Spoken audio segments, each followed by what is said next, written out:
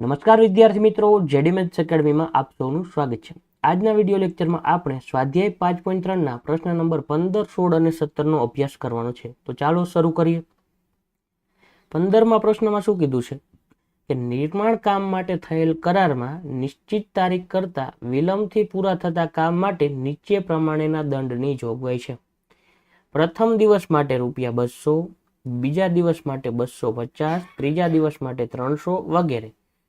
પ્રત્યેક દિવસ માટે દંડની રકમ આગળના દિવસ કરતા 50 વધુ છે. જો કોન્ટ્રાક્ટર 30 દિવસનો વિલંબ કરે તો તેને ભરવી પડતી દંડની રકમ શોધો. પહેલા તો હું રફમાં તમને આખો દાખલો સમજાવી દઉં કે આ કરવાનું શું છે ને કેવા શું માંગે છે. એમ કીધું હોય કે આટલા દિવસમાં તમારે કામ પૂરું થઈ જવું છે. હાલો નથી થયું અને એક દિવસ મોડું થયું. એક દિવસ મોડું થયું તો એને કેટલા રૂપિયા ભરવાનો દંડ? 200 રૂપિયા. પછી હાલો એક દિવસ નહીં 2 દિવસ મોડું થયું તો એને 250 નથી ભરવાના. 200 અને 250 બે ભેગા મળીને ભરવાના છે. આ સમજજો કે પહેલા દિવસ મોડું થયું તો 200 આપી જ દેવાના અને એ કામ પૂરું થઈ જવું જોઈએ. ધારો કે નથી થતું ને હજી બીજા દિવસે મોડું થાય છે તો બીજા દિવસના 200 ની બદલે કેટલા? 250. મતલબ કે 200 રૂપિયા ભરી જ દેવાના જેટલા દિવસ મોડું થાય એટલું. અને પછી એક એક દિવસ વધે છે તો 50 વધારતા જાય છે કે એક દિવસ મોડું થયું તો 200 રૂપિયા લાવો, બીજા દિવસે મોડું થયું તો 250 રૂપિયા લાવો, ત્રીજા દિવસે મોડું થયું તો 300 લાવો. તો એવું નહીં કે 3 દિવસ મોડું થયું તો ખાલી 300માં પૂરું થઈ જશે. પહેલા દિવસના 200 ભર્યા, બીજા દિવસના 250 ભર્યા, ત્રીજા દિવસના 300 ભરવાના, તો ટોટલ ભરવાના થાય. તો પહેલા દિવસના 200, બીજા દિવસના 250, ત્રીજા દિવસના 300. એમ કરતા કરતા એમ કીધું છે કે જો કોન્ટ્રાક્ટર 30 દિવસનો વિલંબ કરે, એટલે કે અહીંયા 30મા પદ સુધી જવું પડે. આ 1 દિવસનો વિલંબ કરે, આ 2 દિવસનો વિલંબ કરે, આ 3 દિવસનો વિલંબ કરે અને કેટલા દિવસનો વિલંબ કરે? 30 દિવસનો. અને 30 દિવસનો કરે તો અહીંયા જે પદ આવે એ મેળવવું પડે. હાલો એ મળી ગયું પછી તો એમ કીધું તેને ભરવી પડતી દંડની રકમ. તો અહીંયા 30મું પદ આવે એ ના કહેવાય. પહેલા દિવસ માટે 200, બીજા દિવસ માટે 200 + 250 ભરવા પડે. સમજ પડે છે? એટલે કે 450 થાય. પછી ત્રીજા દિવસ માટે શું થાય? 450 + 300 એટલે કેટલા થાય? 750 ભરવા પડે. આ બધાનો સરવાળો 300, 400, 500, 600, 700 ને 50. એમ કરતા કરતા અહીંયા સુધીનો ટોટલ મારવો હોય તો 30 પદોનો સરવાળો મેળવવો પડે. અને 30 પદોનો સરવાળો મેળવવો પડે તો પદોના સરવાળા માટેનું સૂત્ર શું છે? SN. તો 30 પદો માટે શું થાય? S30. હવે SN ના સૂત્ર માટે આપણે કીધું તો કેટલી વસ્તુની જરૂર પડે? A ની જરૂર પડે, D ની જરૂર પડે અને N ની જરૂર પડે. તો N તો તમારી પાસે છે 30 પદોનો સરવાળો. A અને D ક્યાંથી મળે? તો આ રહ્યો 50નો વધારો થાય છે અને A તમારી પાસે કેટલા છે? 200. અને 30 પદોનો સરવાળો મેળવી લો એટલે તમારો દાખલો પૂરો થઈ જાય. તમે કહેશો આ તો સાવ સિમ્પલ દાખલો છે, આ લખી નાખવી, A = 200 લખવી, D = 50 લખવી, પછી S30 = સૂત્ર મૂકવું એટલે પૂરો થઈ જાય. તો દાખલો તો આટલો જ છે. પેલા આટલી વસ્તુ ખબર પડી ગઈ. પણ અહીંયા ખાસ ધ્યાન રાખવાનું શું હતું? તમે બે રીતે વિચારી શકો અને બે વસ્તુ પોસિબલ છે. કારણ કે આ રકમ ઉપરથી તમે એવું ચોક્કસ નથી કહી શકતા કઈ રીતે આપણે વિચારવાનું. એમ કીધું તું પહેલા દિવસ માટે 200 રૂપિયા ચાર્જ, બીજા દિવસ માટે 250. તો આપણે એમ કીધું કે 450 ચાર્જ ભરવાનો ને અહીંયા એક રીતે એમ વિચારી શકીએ 250. તો અહીંયા 30મું પદ મેળવીને દાખલો ગણી શકો. પણ હવે સાચો કયો ગણશે એ લોકો? સાચો આ ગણશે. કારણ કે ચોપડીમાં જવાબ શેના માટે આપેલો છે? આ રીતનો. એટલે ઘણી વાર એવું થાય છે કે રકમ એ પ્રમાણેની આપ્યું હોય ને તો એના બે મિનિંગ નીકળતા હોય. અને બે મિનિંગ નીકળતા હોય તો આપણે શું કરવી? હલવાઈ કે આ દાખલો કેવી રીતે ગણવાનો. ત્યારે થોડુંક મગજ વાપરીને એ પ્રમાણે ગણવાનો કે પહેલા દિવસનો 200 ચાર્જ હોય તો બીજા દિવસનો 250 ન હોય. 250 એક દિવસના મોડાના 200 રૂપિયા ભરવાના છે. તો 2 દિવસ મોડું કરો છો તો ખાલી 50 વધારે ન ભરવાના થાય. એક દિવસના 200, બીજા દિવસના 200 અને વધારાના 50 એટલે તમે મોડું કર્યું છે એટલે. હજી ત્રીજા દિવસે છે તો પાછા 250 અને બીજા 50 એડ કરતા જવાના એટલે તમે મોડું ના કરો. નહીતર ખાલી 250 ભરવાના હોય તો શું છે? એક દિન બદલે 2 દિવસે કામ પૂરું કરે. સમજણ પડે છે? તો આ વસ્તુ એક હતી વધારાની. એટલે કે અહીંયા તમારે યાદ રાખવું પડશે કહેવાનો મિનિંગ શું છે. સમજણ પડી ગઈ? અને જો હું કાયમ કહું છું કે મેથ્સમાં પાકું ના કરવાનું હોય, પણ અહીંયા બે મિનિંગ નીકળે છે અને તમારો જે જવાબ આપેલો છે એ કઈ રીતે આપેલો છે, તો આપણે જે સાચી રીતે વિચારવી છે એ રીતે. પણ તમે પરીક્ષામાં બેઠા હોય ત્યારે તમે થોડું પાકું કરીને ગયા હોય, ત્યારે તમે રકમ વાંચો ને તમને એમ થાય કે એક દિવસના 200 ભરવાના, બીજા દિવસના 250, તો 30મું પદ મેળવો એટલા ભરવાના થાય. પણ એ રીતે દાખલો આમ તો ખોટો ન પાડવો પડે, પણ જવાબ પ્રમાણે ખોટો પડે અને આન્સર કી પ્રમાણે ખોટો પડે. કારણ કે અહીંયા એવું કાંઈ સ્પેસિફાય, મેં 2 વાર રકમ વાંચી અને મને એવું કાંઈ ન લાગ્યું કે એના ઉપરથી તમે એવું નક્કી કરી શકો કે દાખલો આ જ રીતે કરવાનો. પણ આપણે તો એ જ રીતે કરવાનો જે ચોપડીમાં જવાબ આપ્યો છે એ પ્રમાણે. એટલે કે આ એક અહીંયા નહીં થાય, હજી પૃષ્ઠફળ ઘનફળમાં 1-2 દાખલા એવા આવશે જ્યારે હું કહીશ કે અહીંયા આ ભૂલ છે. સમજણ પડે છે? એટલે આવા અમુક દાખલા આવશે, પણ એવું નહીં થાય કે એવા 10 દાખલા હશે. આખા ગણિતમાં 3-4 દાખલા જેવા હોય છે જેમાં 2 વખત મિનિંગ નીકળતા હોય કે આ રીતે વિચારી શકો અને આ રીતે વિચારી શકો. ખ્યાલ આવી ગયો? હવે દાખલાની શરૂઆત કરીએ તો આપણે લખશું. શું લખશું? પહેલા વાક્ય રચના બનાવવી પડશે. તો પહેલા હું જોઈ લઉં. નિર્માણ કામ માટે થયેલા કરારમાં નિશ્ચિત તારીખ કરતા વિલંબથી પૂરા થતા કામ માટે નીચે પ્રમાણે દંડની જોગવાઈ છે. આપણે લખવાનું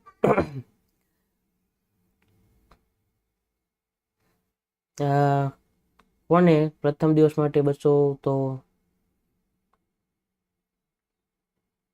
કોન્ટ્રાક્ટરે, જો અહીંયાથી મેં રકમ 2 વાર વાંચી અને પછી વાક્ય બનાવીશ કે કોન્ટ્રાક્ટરે 1 દિવસના વિલંબ માટે ભરવી પડતી રકમ બરાબર કેટલા રૂપિયા? 200 રૂપિયા. પછી કોન્ટ્રાક્ટરે 2 દિવસના વિલંબ માટે ભરવી પડતી રકમ બરાબર કેટલા? 250 રૂપિયા. 2 દિવસના નહીં, પણ અહીંયા શું લખશું? બીજા દિવસના. અહીંયા આપણે 2 લખવીને તો શું થાય કે આપણે જે બીજી રીતે વિચાર્યું એ રીતે થાય. તો આપણે લખવાનું કોન્ટ્રાક્ટરે 1 દિવસના, અથવા એની બદલે પ્રથમ દિવસના લખી નાખવી. પ્રથમ દિવસના વિલંબ માટે ભરવી પડતી રકમ 200, બીજા દિવસના વિલંબ માટે ભરવી પડતી રકમ 250, ત્રીજા દિવસના વિલંબ માટે ભરવી પડતી રકમ બરાબર કેટલા? 300. આમ પછી સમાંતર લખો. આમ વિલંબ માટે કોન્ટ્રાક્ટરે ભરવી પડતી રકમ નીચે મુજબની સમાંતર શ્રેણી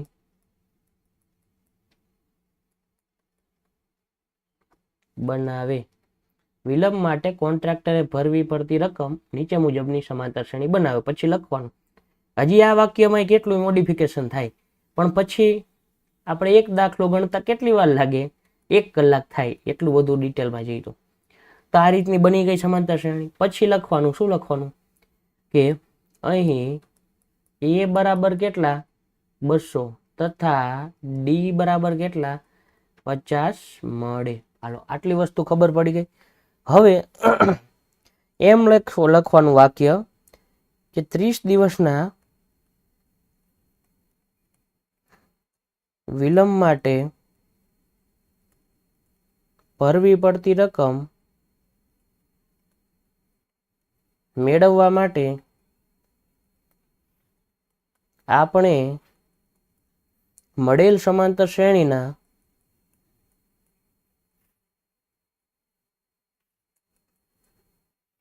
પ્રથમ 30 દિવસનો સરવાળો, પ્રથમ 30 પદોનો સરવાળો કરવો પડે.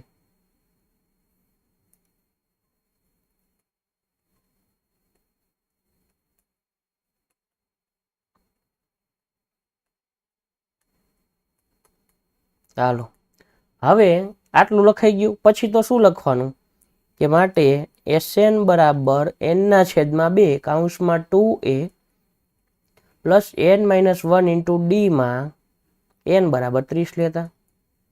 એ તો તમને ખ્યાલ જ હોવો જોઈએ કે 30 પદોનો સરવાળો એટલે SN માં n ની જગ્યાએ કેટલા લેવાના? 30. માટે S30 બરાબર શું થાય? તો 30/2 કૌંસમાં 2 ગુણ્યા a કેટલા છે? 200 વત્તા 30 - 1 અને એટલે 29 અને ડી એટલે કેટલા 50. હવે સાદું રૂપ આપો 30 ભાગ્યા 2 એટલે કેટલા થાય 15. 200 દુને કેટલા થાય 400 અને 29 ગુણ્યા કેટલા થશે 50. હવે 29 ગુણ્યા 50 કરી લઈએ આપણે સાઈડમાં, તો કેટલા થશે 5 9 45 પાંચડો વધી 4 5 દુ 10 ને 4 14 1450 અને બીજા 400, તો અહીંયા 1450 અને બીજા 400 એટલે 1400 ને 400 1850 અને 1850 ગુણ્યા 15 કરી લઈએ તો 185 ગુણ્યા 15 કરીને મીંડું લગાવી દેશું તો 185 આવશે. 50 50 25 કો પાંચડો વધી 2 5 8 40 ને 2 42 કો બગડો વધી 4 5 1 5 ને 4 9 5 5 ને 2 7 8 ને 8 16 ને 17 કો સાતડો વધી 1 1 ને 1 2 અને મીંડું લગાવવાનું હતું તો 27,750. પછી આપણે છેલ્લે ફાઇનલ વાક્ય લખવાનું કે આમ કોન્ટ્રાક્ટરે 30 દિવસના વિલંબ માટે દંડ રૂપે ભરવી પડતી રકમ રૂપિયા 27,750 થાય. ખબર પડી ગઈ. હવે એવું બને કદાચ કે જે ઇંગ્લિશ મીડિયમની જે કોપી હોય એમાંથી ગુજરાતીમાં કન્વર્ટ કર્યું હોય ને એ પ્રમાણે રકમમાં એવી રીતના સેટ થયું એટલે આપણને રકમમાં બે મિનિંગ નીકળતા હોય. પ્રોપર ગુજરાતી કર્યું હોય તો પછી એવું ના બને. પણ મેં ઇંગ્લિશ મીડિયમની કોપી આના માટે વાંચી નથી, કારણ કે ઘણી વાર આવું આવે ને ત્યારે હું વાંચી લઉં છું, પણ આ વખતે મેં વાંચી નથી એટલે એવું બની શકે. કારણ કે એવો પહેલા જ દાખલામાં હતું ને, આવું ક્યાં આવ્યું હતું, જો પહેલા જ દાખલામાં આવ્યું હતું, એ પણ સમજાવી દઉં તમને કે બે મિનિંગ નીકળતા હોય એવો દાખલો કયો હતો, ગોતી લઈએ આપણે. આ રહ્યો જો, આ ટેક્સીનું ભાડું નહીં પણ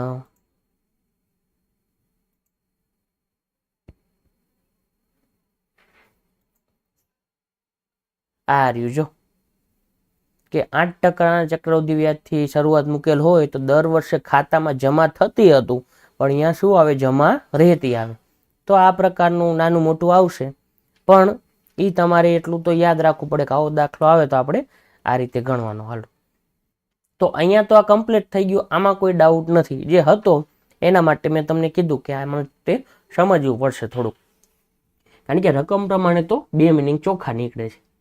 હવે 16મો પ્રશ્ન શું કીધું છે કે કોઈ એક શાળામાં વિદ્યાર્થીઓના સમગ્ર શૈક્ષણિક પ્રદર્શન માટે અપાતા 7 ઇનામો માટે કુલ 700 રૂપિયાની જોગવાઈ કરવાની છે. એટલે કે તમને 700 રૂપિયા આપી દીધા, એમાંથી તમારે 7 ઇનામ ભાગ પાડવાના છે. તો એવું નહીં કે 100 રૂપિયા આપવાના. પ્રત્યેક ઇનામ આગળના ઇનામ કરતા 20 ઓછું, એટલે કે તમે કાંઈક ઇનામની રકમ આપો છો તો એના પછીના ઇનામની રકમ કેટલી થશે, 20 ઓછી થશે. ધારો કે 500 આપો છો તો અહીંયા કેટલા આપવાના, 480. 480 આપો છો તો અહીંયા કેટલા આપવાના, 460. જોકે આ તો ખાલી ઉદાહરણ આપું છું, કારણ કે 500 આપો તો વાય વૈધા જ 200 રૂપિયા, તો 480 આપી શકાય નહીં. પણ કહેવાનો મિનિંગ શું, પહેલું ઇનામ આપો છો એનાથી 20 ઓછું, એનાથી 20 ઓછું, એમ ચાલતું જવાનું. તો પ્રત્યેક ઇનામની રકમ શોધો. હવે ઇનામ કેટલાનું આપવાના છે ને એ આપણને ખબર નથી. હવે જે નથી ખબર એના માટે તો આપણે પહેલેથી જ શીખવાડ્યું છે કે પ્રત્યેક ઇનામની રકમ શોધો, એનો મતલબ કે જે નથી ખબર એને આપણે ધારવી છે.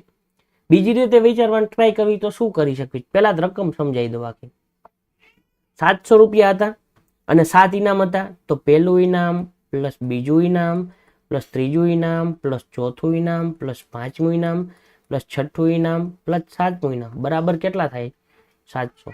પહેલા આ ખબર પડી ગઈ. હવે એમ કીધું છે કે વચ્ચે 20નો તફાવત છે ને 20 ઓછું છે, તો તફાવત કેટલો આવશે, -20નો. અહીંયા -20નો. હવે આના ઉપરથી શું નક્કી થયું કે આ જે છે એ શું હશે, સમાંતર શ્રેણીમાં હશે. શેમાં હશે, સમાંતર શ્રેણીમાં. બીજું ટોટલ સરવાળો કેટલો થાય છે, 700. તો SN મળી ગયા તમને, SN તમને 700 આપ્યા છે, પણ A અને D હોવા જોઈએ, તેમાં D છે અને N છે, તો બાકી શું વધ્યું, A મળી જાય. સમજાવું છું, ખબર પડી કે D તમારી પાસે કેટલા છે, -20. પછી એ તો નથી તમારી પાસે. પછી SN બરાબર કેટલા છે? 700 છે. અને N બરાબર કેટલા છે? 7 છે. તો SN ના સૂત્રમાં A, D અને N આવે અને SN આવે. ત્યાં 4 વસ્તુમાંથી તમારી પાસે 1 છે, D છે, N છે, એ જ નથી અને એ મળી જાય તો બાકીના બધા પદ મળી જાય. તો ધારવું નહીં પડે. ધારીને દાખલો ગણી શકો પણ આપણે ધારવું નહીં પડે. હવે આ બધું બોલ્યો એમાં ના ખબર પડી તો કઈ નહીં, આપણે શરૂઆતમાં જે ઓલું 5.2 માં કોષ્ટક હતું એમાં તમને A, D, N આપેલા હોય, પછી 3 માંથી 4 માં 3 વસ્તુ આપી હોય, ચોથી મેળવવાની હોય કે A, D, N અને N આ 4 આપતા હતા, એમાંથી એક ખાલી જગ્યા હોય બાકીના 3 મેળવતો. તો અહીંયા પણ એવું જ થશે. પણ હવે રચના, વાક્ય રચના બનાવવી પડશે ને કે કેવી રીતે લખવાનું છે આખે આખું. તો સૌથી પહેલા લખશું આપણે કે આપેલ માહિતી પરથી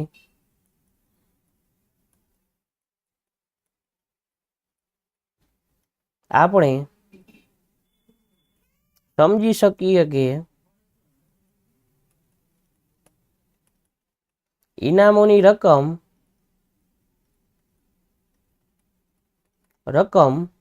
એ સમાંતર શ્રેણીમાં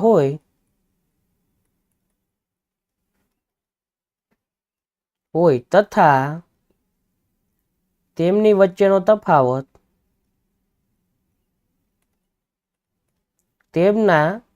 તેમની વચ્ચેનો નહીં પણ તથા દરેક ક્રમિક રકમ વચ્ચેનો તફાવત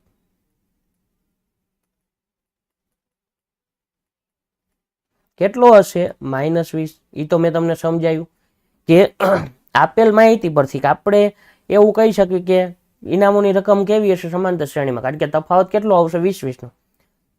અથવા દરેક ક્રમિક રકમ વચ્ચેનો, ક્રમિક એટલે આ પહેલું હોય તો એની યાર બીજું, બીજું હોય તો એની યાર ત્રીજું, એના વચ્ચેનો તફાવત કેટલો થશે? -20 થશે. તથા અહીં કુલ 7 ઇનામો આપવાના છે તથા એમનો કુલ સરવાળો 700 થવો જોઈએ. આ પરથી કહી શકાય કે S7 બરાબર 700 મળે અથવા S7 બરાબર 700. હવે આ વસ્તુ મેં ડાયરેક્ટ આટલું વાક્ય બનાવી નાખ્યું, તો વાક્ય બનાવવું પડશે. અને આ જ દાખલો સેમ ટુ સેમ, એટલે મેં કઈ રીતે ગણ્યો મને નથી યાદ, બોર્ડની પ્રશ્ન બેંક વાળું હતું એમાં આવો દાખલો હતો. એ દાખલો આપણે કેવી રીતે ગણ્યો પછી જોઈએ. આપણે પહેલા આ ગણી લઈએ કે એવું ના હોય કે તમે દાખલો પાકો કરીને જાઓ ને લખો. અહીં રકમ આવી તો મેં આખું પહેલા વિચાર લીધું, પછી મેં તમને સમજાયું, પછી મેં શું કર્યું કે આપેલ માહિતી પરથી આપણે સમજી શકીએ કે ઇનામોની રકમ સમાંતર શ્રેણીમાં હોય તથા દરેક ક્રમિક રકમ વચ્ચેનો તફાવત -20 થાય. અહીં કુલ 7 ઇનામો આપવામાં આવે છે તથા તેમનો કુલ સરવાળો કેટલો થાય? 700 થવો જોઈએ. તો રકમમાં જ આપ્યું છે. આ પરથી કહી શકાય કે S7 બરાબર 700. તો મેં તમને પહેલા સમજાવી દીધું. તો લખવાનું કે માટે નહીં પણ હવે,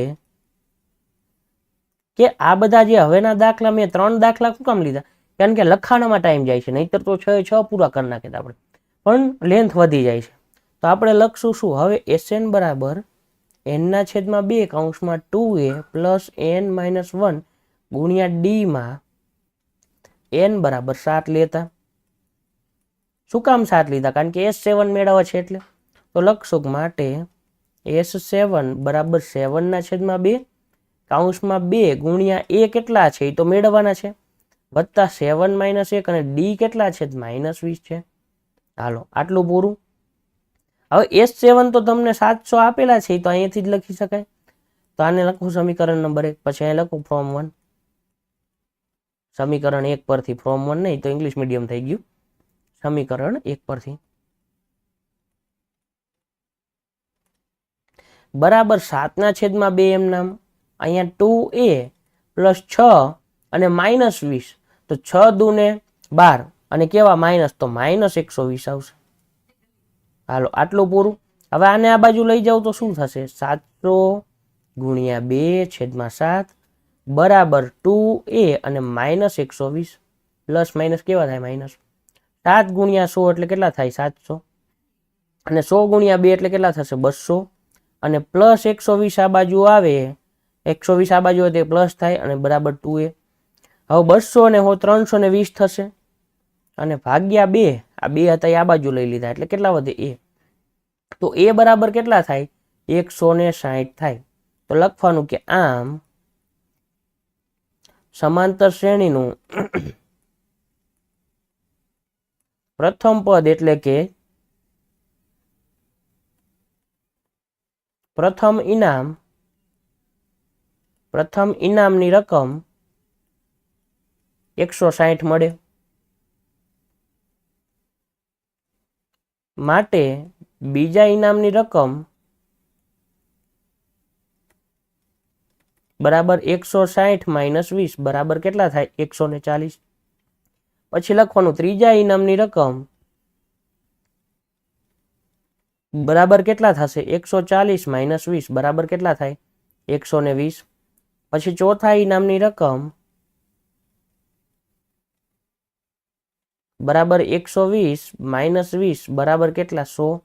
પછી પાંચમાની 80, છઠ્ઠાની કેટલી થશે કે 60 અને સાતમાની કેટલી થશે 40. હવે આનો સરવાળો કરો એટલે ઓટોમેટિક 700 થશે. તમારે એ બતાવવાનો નથી. આ 0 4 ને 2 6 6 12 ને 8 20 ને 4 24 ચોગડો વધી 2 ને 3 4 ને 540 થયો સરવાળો. તો જો ભૂલ શું થઈ 160 હતી બીજા ઇનામ માટે, બીજું, ત્રીજું, ચોથું, પાંચમું, છઠ્ઠું અને સાતમું. 160 બાકી રહી ગયા ને એડ કરવાના કે આપણે બીજાથી કર્યું ને તો આમાં 160 ઉમેર દો. ભૂલ નથી, બરોબર જ છે.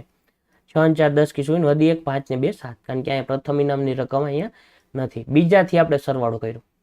હવે એ તો 700 થઈ ગયો પણ આપણે આ બતાવવાનું નહોતું, એ તો ખાલી આપણે વેરીફાઈ કર્યું. હવે ઇનામની રકમ તો આવી ગઈ. તો આ રીતે દાખલો થશે. હવે આપણે પેલા 17મો જોઈ લઈએ ને પછી આપણે શાંતિથી પેલો દાખલો જોઈએ. તો અહીંયા તો આટલું જ હતું.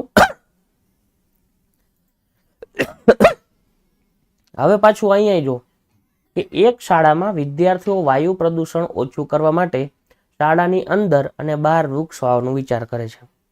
એવું નક્કી કરાયું કે પ્રત્યેક ધોરણનો પ્રત્યેક વિભાગ તે જે ધોરણમાં ભણતા હોય તેટલા વૃક્ષ વાવશે. એટલે કે દરેક ધોરણનો દરેક વિભાગ, એટલે કે એક ધોરણમાં 3 વિભાગ હોય તો 3, 4 હોય તો 4, પ્રત્યેક ધોરણનો પ્રત્યેક વિભાગ તે જે ધોરણમાં ભણતા હોય તેટલા વૃક્ષ વાવશે.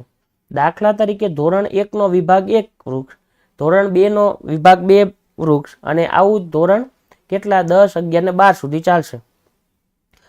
અને દરેક ધોરણમાં 3 વિભાગ છે તો આ વિદ્યાર્થીઓ દ્વારા કેટલા વૃક્ષનું વાવેતર થશે. આ હું આખી રકમ વાંચું, તમને કાંઈ ખબર ન પડી. ફરીથી એકવાર જોઈ લઈ કે પ્રત્યેક આપણે ફોકસ શેના ઉપર કરવાનું છે કે આના પર. પ્રત્યેક ધોરણનો પ્રત્યેક વિભાગ તે જે ધોરણમાં ભણતા હોય તેટલા વૃક્ષ વાવશે. અને પછી આ દાખલા તરીકે વાળું આપણે નથી જોવું, એ કન્ફ્યુઝ કરવા માટે છે. દરેક ધોરણમાં કેટલા વિભાગ છે 3 વિભાગ છે. તો આ વિદ્યાર્થીઓ દ્વારા કેટલા વૃક્ષનું વાવેતર થશે એટલે ટોટલ કેટલા વૃક્ષ વાવશે. હવે સમજો ધોરણ 1 છે એમાં કેટલા વિભાગ છે 3, પહેલો, બીજો અને ત્રીજો. 3 વિભાગ એટલે 3 ક્લાસ છે. તો આ પહેલો વિભાગ છે એ કેટલા વૃક્ષ વાવશે 1, બીજો વિભાગ કેટલા વૃક્ષ વાવશે 1, ત્રીજો વિભાગ કેટલા વૃક્ષ વાવશે 1. શું કામ? કારણ કે પ્રત્યેક ધોરણનો પ્રત્યેક વિભાગ એટલે કે પહેલા ધોરણનો દરેક વિભાગ તે જે ધોરણમાં ભણતા હોય એટલા વૃક્ષ વાવશે. આ પહેલા ધોરણમાં ભણે છે તો 1 વૃક્ષ વાવશે. હવે 1ની જગ્યાએ હું 2 કરી નાખું કે બીજા ધોરણ માટે, વિભાગ તો 3 જ થયા પણ બીજા ધોરણ માટે પહેલો વિભાગ કેટલા વૃક્ષ વાવે 2, બીજો વિભાગ કેટલા વાવે 2, ત્રીજો વિભાગ કેટલા વાવે 2. પછી ત્રીજા ધોરણ માટે પહેલો વિભાગ કેટલા વૃક્ષ વાવે 3, બીજો વિભાગ કેટલા વાવે 3, ત્રીજો વિભાગ કેટલા વાવે 3. પછી ચોથા ધોરણ માટે પહેલો વિભાગ કેટલા વૃક્ષ વાવે 4, બીજો વિભાગ કેટલા વૃક્ષ વાવે 4, ત્રીજો વિભાગ કેટલા વૃક્ષ વાવે 4. અને આ બધાનો સરવાળો થઈને કેટલા વૃક્ષ વાવશે એ નક્કી કરવાનું છે. તો હવે અહીંયા ટોટલ કેટલા વૃક્ષો વાવશે 3, અહીંયા કેટલા વાવશે 2, 4 ને 6, અહીંયા કેટલા વાવશે 3 ને 3 6 ને 3 9, 4 ને 4 8 ને 4 12. તો આવી રીતના વૃક્ષ વાવશે. હવે સમજો કે ખરેખર શું પ્રોસેસ થઈ જાય, તમને સીધું દેખાશે. 3 માં 3 ઉમેરો 6, 6 માં 3 ઉમેરો તો 9, 9 માં 3 ઉમેરો કેટલા થયા? 12. તફાવત કેટલાનો આવ્યો? 3 3 નો જ આવ્યો. હવે એવું કેમ બન્યું? કારણ કે પહેલું ધોરણ હતું તો એક એક વૃક્ષ હોવાનું, બીજું ધોરણ હતું તો બબે વૃક્ષ હોવાના, પણ 2 સામાન્ય નીકળી જાય અને વૈધા કેટલા? 1 1 અને 1, 1 1 ને 1 કેટલા થયા? 3. મતલબ કે 3 વિભાગના 3 વૃક્ષ એના ગુણ્યા કેટલા? ડબલ થઈ જશે. ત્રીજા વિભાગ માટે 3 ગણા થઈ જશે, કારણ કે 3 વિભાગ હતા. એ ત્રણેયનું એક એક વૃક્ષ ગણ્યો ને એના કેટલા? 3 ગણા, એટલે 3 વૃક્ષ હોય. 4 વખત તો 4 વૃક્ષ. અને આવું બધું ના ખબર પડે કઈ નહીં, એમ તમારે પડવાનું નથી કે 3 6 9 12, પછી ચેક કરી લેવાનું 5 5 5, 5 ને 5 10 ને 5 15. જુઓ તો 3 3 નો ડિફરન્સ આવ્યો. તો તમારે આ બધી માથાકૂટમાં નથી પડવું, આટલી ખબર પડી ગઈ. હવે આ શું થઈ ગયું? સમાંતર શ્રેણી. એ તમારી પાસે છે, આ છે. ડી તમારી પાસે છે, આ છે. અને કેટલા ધોરણ છે? 12 ધોરણ સુધી. તો એન એટલે શું થયું? 12 પદોનો સરવાળો થયો. આ પહેલું પદ, બીજું પદ, ત્રીજું પદ, ચોથું પદ, પાંચમું પદ. તો 12 પદોનો સરવાળો એટલે S12 મેળવવાના છે. હવે ન દેખાતું તો ઉપર લઈ લો કે 12 પદો મેળવવાનો સરવાળો તો શું થશે? S12. એટલે કે એ તમારી પાસે છે, ડી છે ને એ નહીં છે. દાખલો તો એમ નામ થઈ જાય ને, પણ આપણે લખાણ બનાવવું પડશે. તો આપણે લખશું શું એ સમજવાનું છે કે ધોરણ 1 દ્વારા વવાતા વૃક્ષોની સંખ્યા બરાબર. હવે જો સમજો, ડાયરેક્ટ નહીં લખવાનું, 1 વત્તા 1. ધોરણ 1 છે એને કેટલા વૃક્ષ વાવવાના? 1. અને એવા કેટલા વિભાગ છે? 3. તો 1 તરીને 3, એટલે કે 3 વૃક્ષ વાવાશે. પછી લખવાનું ધોરણ 2 દ્વારા વવાતા વૃક્ષોની સંખ્યા. હવે ધોરણ 2 છે એને કેટલા વૃક્ષ વાવવાના છે? 2. એક વિભાગને, એક વિભાગ 2 વાવે, બીજો વિભાગ 2 વાવે, ત્રીજો વિભાગ, તો 2 તરીને 6 વૃક્ષ. પછી ધોરણ 3 દ્વારા વવાતા વૃક્ષોની સંખ્યા બરાબર એક વિભાગને 3, બીજા વિભાગને 3 ને ત્રીજા વિભાગને 3. તો 3 કેટલી વખત આવશે? 3 વખત. તો 3 તરીને 9. પછી 4 દ્વારા, એટલે હું જે અહીંયા છેલ્લે સમજાવ્યું હતું એ અહીંથી વધારે ખબર પડશે. એક વિભાગના 4, બીજાના 4, ત્રીજાના 4. 4 વત્તા 4 વત્તા 4 કેટલી વાર આવ્યા? 3 વાર. તો 4 ગુણ્યા 3. અને એવું આપણે સમજાવેલું છે આગળ પણ લેક્ચરમાં કે x વત્તા x વત્તા x 3 વાર આવે તો આપણે 3x કહીએ, 4 વાર આવતું હોય તો 4x કહીએ, 5 વાર આવતું હોય તો 5x કહીએ. તો લખવાનું કે આ જ રીતે ધોરણ 12 સુધી પદો મેળવી શકીએ, અથવા પદો નહીં પણ વવાતા વૃક્ષોની સંખ્યા શોધી શકીએ. આ જ રીતે ધોરણ 12 સુધી વવાતા વૃક્ષોની સંખ્યા શોધી શકીએ એમ નથી લખવું, પણ આ જ રીતે ધોરણ 12 સુધી વવાતા વૃક્ષોની સંખ્યા નીચે મુજબની સમાંતર શ્રેણીની રચના કરે. એટલે એક વાક્ય ઘટાડી દીધું. નીચે મુજબની સમાંતર શ્રેણીની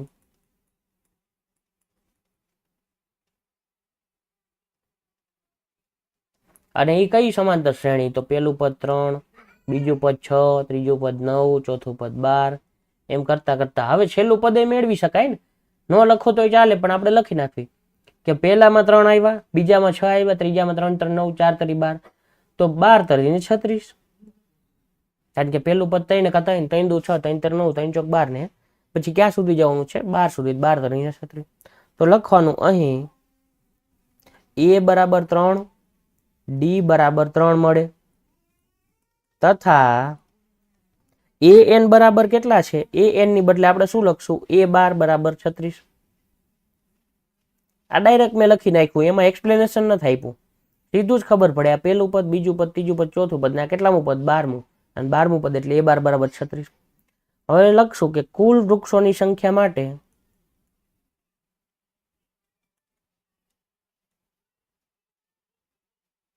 આ બધા પદોનો સરવાળો કરવો પડે. કેટલા પદ છે? 12 છે. તો આપણે ડાયરેક્ટ લખશું કે સંખ્યા માટે S12 મેળવવું પડે. હવે આપણે SN નું બીજું સૂત્ર વાપરશું, કારણ કે છેલ્લું પદ છે આપણી પાસે. તો લખશું કે SN બરાબર n/2 કૌંસમાં a પ્લસ an માં n બરાબર 12 લેતા. તો શું થશે કે S12 બરાબર 12/2 કૌંસમાં a એટલે કે 3 વત્તા a12 ડાયરેક્ટ 36 મૂકો તોય ચાલે. 12/2 એટલે કેટલા? 6. 3 અને કેટલા આવશે? 36. 36 ને 3 કેટલા થશે? 36, 37, 37 ને 39. તો 6 ગુણ્યા 39 અને 39 ગુણ્યા 6 મળ્યું 9 6 54 ચોકડો વધી 5 6 તરી 18 ને 5 23 234. તો આપણે લખવાનું કે આમ કુલ 234 વૃક્ષોનું વાવેતર થાય.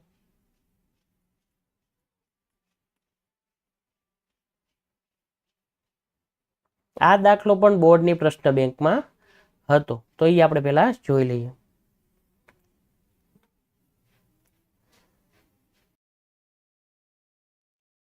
બોર્ડની પ્રશ્ન બેંકમાં નહીં પણ ગાલા અસાઇનમેન્ટમાં શાયદ હતો, તો એમાં આપણે જોઈ લઈએ. જો આ રહ્યો ના, આમાં પણ એ જ રીતે આપણે લખાણ બનાવી લખજો. આપેલ માહિતી પરથી જોઈ શકાય છે કે 7 ઇનામોની રકમ સમાંતર શ્રેણી રચના જેમાં 7 પદો લો, દરેક પદોનો તફાવત -20 છે તથા કુલ રકમ 700 હોવાથી S7 બરાબર 700, પછી D બરાબર -20, S7 બરાબર 700, SN માં N બરાબર 7 મૂકતા, એટલે જે આપણે અત્યારે ગણ્યો એ જ પ્રમાણે અહીંયા સાથે સાથના ઇનામની રકમ લખી નાખી હતી. અને હવે બીજો જે દાખલો હતો એ હવે અહીંયા આવશે તે આટલામાં જ જોઈ લઈ.